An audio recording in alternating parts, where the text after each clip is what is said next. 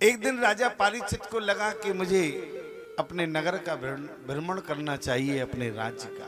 तो राजा परीक्षित भेष बदल के निरीक्षण करने के लिए निकले। तो क्या देखा, एक व्यक्ति एक गाय और बछड़ा था जिसको पद लातों की ठोकर से पीट रहा था। राजा परीक्षित ने जब देखा तो ये दृश्य देखकर बड़े अचंभे में पड़ गए। बोले, हमारे राज्य में इतनी दुर्दशा। जानना चाहा कि कौन है। जो गाय थी वो कौन थी प्यारी, वो पृथ्वी थी, और जो बछड़ा था वो धर्म था। जानना चाहा ये कौन है, तो उसी समय उत्तर नहीं मिला। तब पूछा कि आपकी ये दशा का कारण क्या है। तो गाय तो न बोली, लेकिन बछड़ा बोल पड़ा कि हम किस पर दोष देवे।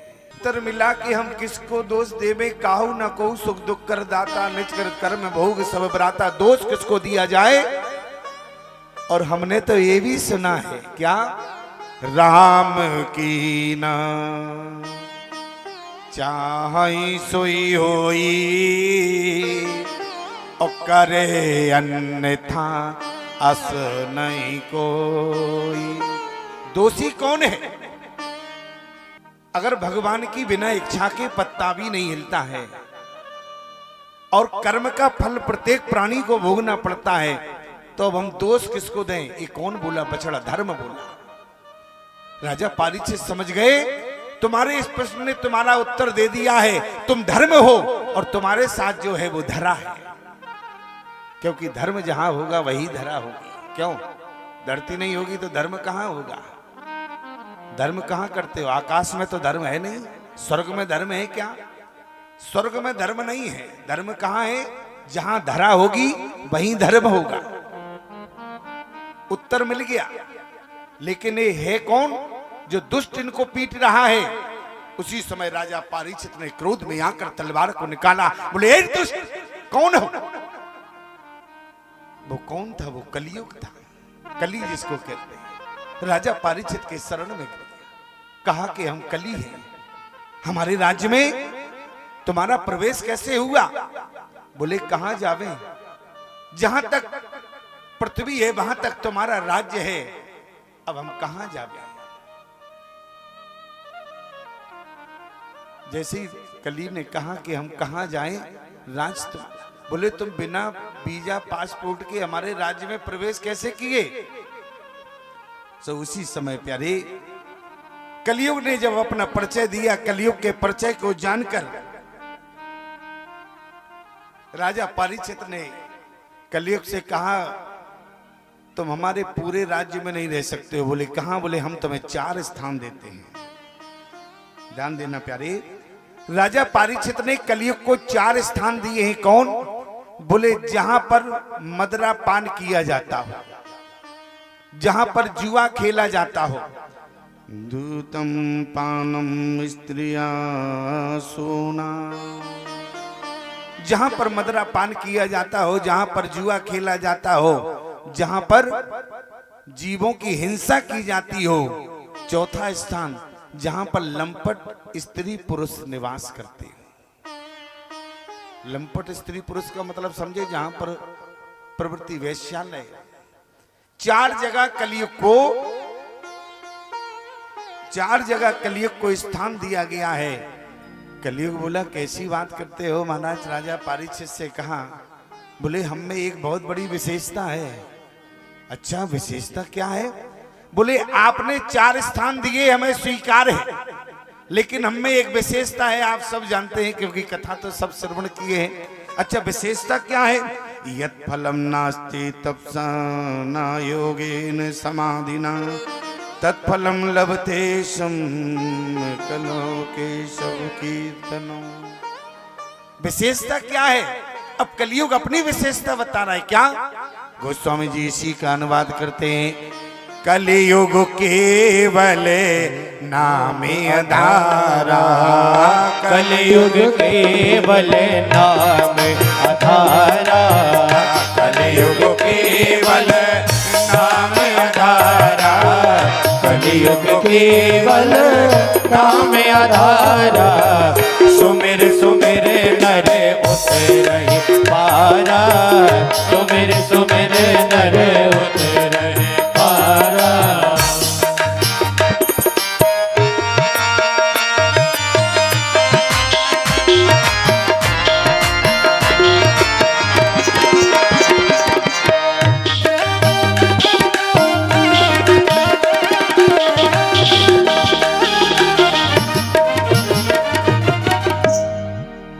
आज यहाँ पर कलयुग को ने कहा कि हम में एक विशेषता है, जो कलयुग में यज्ञ करने से तप करने से फल नहीं मिलता है, वो केवल हरि गुणगान गाने से मिल जाता है।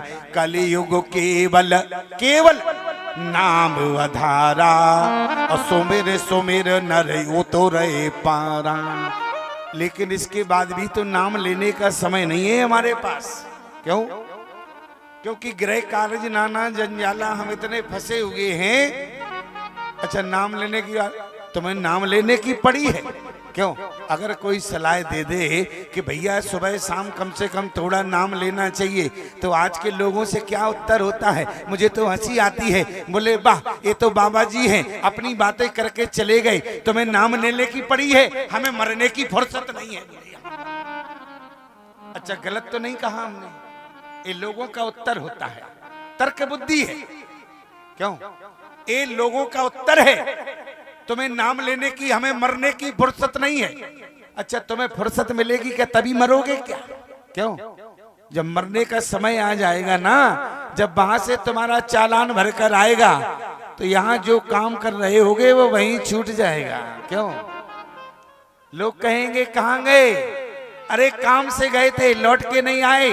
बोले काम से गए थे, वहीं से काम से चले गए, बोले लौट के ही नहीं आए।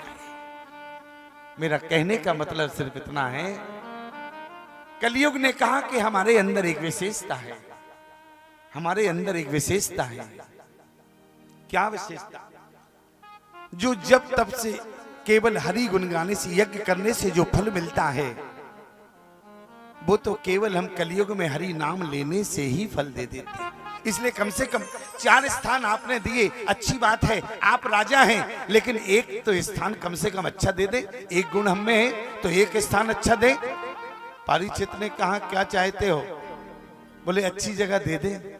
तो मानो कि जैसे कलयुग ने इशारा किया हो, संपत्ति में स्थान चाहते हैं, तो उसी समय राजा परीक्षित ने कहा कि चलो दिया। बोले सोने में स्थान दिया। ध्यान देना, सोने को भी संपत्ति कहा जाता है। बोले सोने में स्थान दिया, लेकिन एक बात ध्यान रखना प्यारे, राजा परीक्षित ने कहा कौन से सोने में, कौन सी संपत्ति में स्थान दिया? बोले जो बेईमानी से कमाई हुई हो उसमें, ईमानदारी से नहीं। और ईमानदारी से बताओ, एक दिन क्या हुआ? यहां कलयुग को स्थान दे दिया सोने में, और एक दिन शिकार खेलने के लिए निकले तो सोने का मुकुट लगा लिया राजा परीक्षित ने। सोने का मुकुट लगा के निकले तो क्या हुआ? कलयुग लग गया।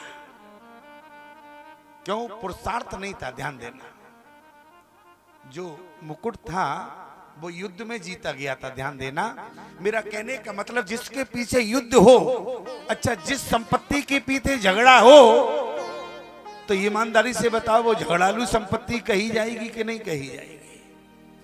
आज कलयुग ने कहा सोने में स्थान दिया, और वहां राजा परीक्षित ने एक दिन शिकार खेलने के लिए निकले, मुकुट को लगाकर निकले, तो शिकार करते करते थक गए, उनको प्यास लगने लगी, भूख लगने लगी।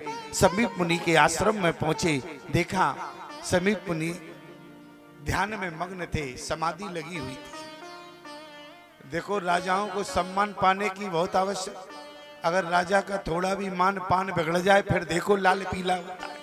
क्यों? क्योंकि वो सम्मान ही तो पा रहा है और कर रहा है।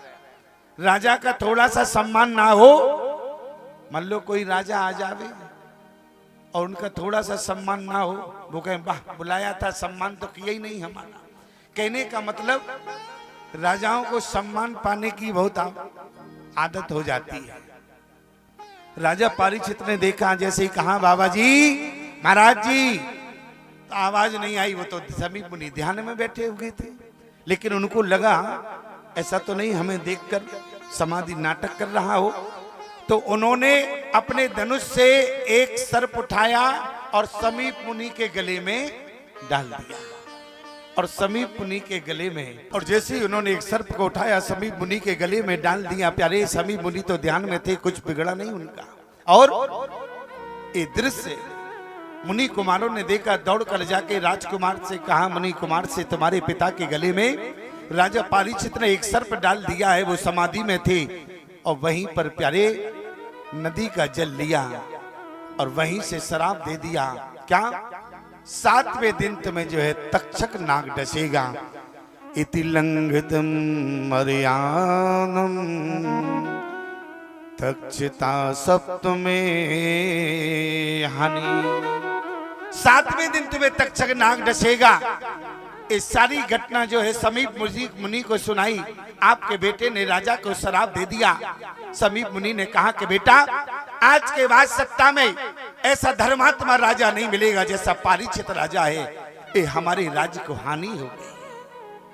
समीप मुनि ने कुमार को भेजा, अपने मुनि कुमार को, और वहां पूरी घटना बताई राजा परीक्षित को। मुनि कुमार के द्वारा तुम्हें शराब मिला है, 7वें दिन तुम्हारी तक्षक नाग के डसने से मृत्यु हो जाएगी। तो राजा परीक्षित ने जैसे ही सुना इसके 7वें दिन, और ईमानदारी से बताओ हमारे और आपके जीवन में भी 7 दिन है, और वही तक्षक नाग डसेगा जिसने राजा परीक्षित को डसा है। एक कथा हमारे आपके जीवन से बाहर नहीं है। अंतर इतना है कि राजा परीक्षित ने उन 7 दिनों को समझ लिया, लेकिन ना ही हम आज तक उस तक्षक को समझ पाए, ना ही हम उन 7 दिनों को समझ पाए प्यारे। क्योंकि मृत्यु तो 7 दिनों में ही होनी है ना। कौन जानता है कौन सा 7वां दिन हमारी जिंदगी का अंतिम दिन होगा। लेकिन राजा परीक्षित को जब मालूम चला, अपना राजपाट छोड़कर हरिद्वार गंगा के घाट पर चले गए तुरंत, और वहां जितने महात्मा मिलते उनके चरणों में प्रणाम करते। मुझे श्राप लगा है 7 दिन में कल्याण कैसे होगा, 7 दिन में कैसे कल्याण होगा। राजा परीक्षित जितने भी महात्मा मिले सबके चरण छुए और उनसे पूछे, लेकिन किसी ने भी 7 दिन कोई उपाय नहीं बताया। और उसी समय यहां प्रसूत जी कहते हैं, सोनक जी, तत्रा भगवान व्यास पुत्रो। उसी समय वेद व्यास जी के कौन, सुखदेव जी महाराज गंगा के घाट पर दौड़ कर आए और राजा परीक्षित ने उनके चरण पकड़ लिए। ध्यान देना प्यारे, महात्मा जीवन में अगर चलकर आवे तो तुम्हारे जीवन का सौभाग्य है। महात्मा का दर्शन 2 प्रकार से होता है। पुण्य पुंज बिन मिले न संता, बिन हरि कृपा मिले नहीं संता। अगर आप अपने जीवन का घर द्वार छोड़कर जावें और महात्मा का दर्शन हो जाए, आपके जीवन का पुण्य है। और महात्मा चलकर आके दर्शन देवे, ये भगवान की कृपा है। लेकिन ध्यान देना प्यारी, राजा परीक्षित छोड़कर गए तो पुण्य भी मिला, और सुखदेव जी चलकर आए तो भगवान की कृपा भी मिल गई प्यारे, संत का दर्शन हो गया है। और आज अगर जीवन में संत का दर्शन हो तो अहंकार से भरे मत बैठे रहना। क्यों? संत मिलन को जाइए तज माया अभिमान, और ज्यों ज्यों पगी आगे बढ़े कोटिन यज्ञ समान। कोटिन यज्ञ माने करोड़ों प्रकार के यज्ञों का फल मिलता है। अगर महात्मा के दर्शन के लिए तुम्हारा एक कदम बढ़ता है। एक गांव में महात्मा जी आए, गांव वाले पहुंचे।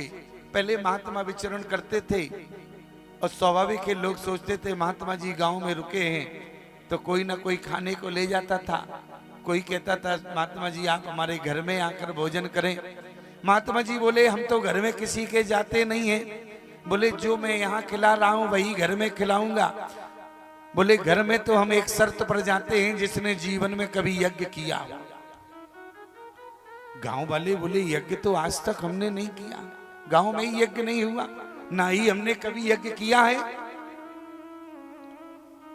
लेकिन प्यारे, एक सेठ के यहां बहू होशियार थी, सत्संगी थी, पढ़ी लिखी थी, विवेक था। उसने कहा बस इतनी सी बात है, यज्ञ होगा तब महात्मा आएंगे। बोली मुझे बाबा जी के पास ले चलो। बाबा जी के पास सेठ जी बहू को ले गए। बहू ने कहा बाबा जी निमंत्रण है, चलना है। बेटा यज्ञ किया है? अरे आप एक यज्ञ की बात करते हो, कितने यज्ञ किए हैं? संत मिलन को जाइए तज माया विमान, ज्यों ज्यों पग आगे बढ़े कोटिन यज्ञ समान। अब आप हिसाब लगा लो कितने यज्ञ कर कर आई हूं मैं। महात्मा समझ गए और दंड कमंडल उठाया और तुरंत निमंत्रण के लिए चल दिए। कहने का मतलब आज महात्मा सुखदेव जी आए। बोलिए सुखदेव जी महाराज जी की जय। अरे जय कम से कम ऐसा बोला करो कि पंडाल भी गूंज जाए कम से कम। अभी नेता का भाषण होता तो देखो, गलत तो नहीं कहा हमने? अच्छा, नेता के हर शब्द पे ताली बजाते हैं क्यों? और यहां तो केवल जय ही बोलना है तुम्हें, क्यों? गलत तो नहीं कहा हमने? मेरी बात को जरा ध्यान से सुनना। महात्मा का दर्शन सामान्य नहीं होता। महात्मा अगर चलकर आवे, घर में आ जाए, रचन बंधन करो, चरण धो, पूरे घर में छिड़को, क्योंकि तुम्हारा घर पवित्र हो जाएगा।